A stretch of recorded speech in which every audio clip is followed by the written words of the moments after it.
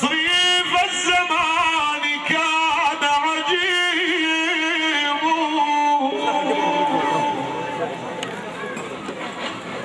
أريد أن يكون حفار قبري والدي وشيال نعشي رفاقي لا يكون غريب.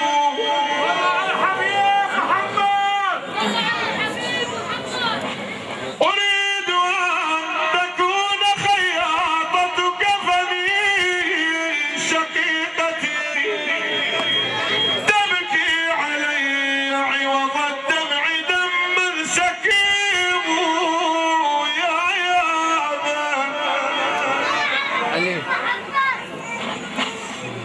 ألا يا قلب لا تبكي ولا تشتكي، لأن رسول الله انتقل غريب. صلى على ابو القاسم الامين محمد وال محمد. ليس الغريب غريب الشام واليمن، بل الغريب غريب اللحد والكفن. وجاني الموت لا رد صحيفته، وحال حالي وروحي قد فارقت بدني. وجاءني المغسل في الحال شلحني تلك الثياب وما ثم نيمني. محمد الصلوات. فصبوا علي الماء لا حارا ولا باردا، وإن جسمي من قاصرات الموت وجعني.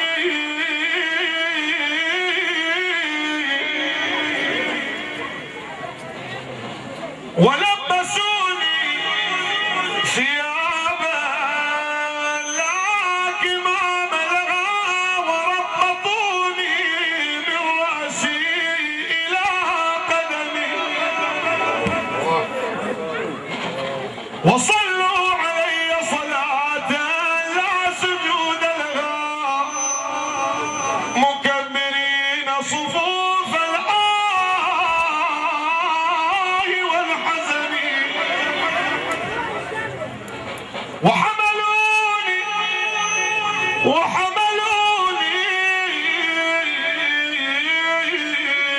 على الأكتاف 4 من الرجال، وخلفي من يودعني أخي وأهلي وجيراني، كلهم بكوا علي بكاء ليس ينفعني.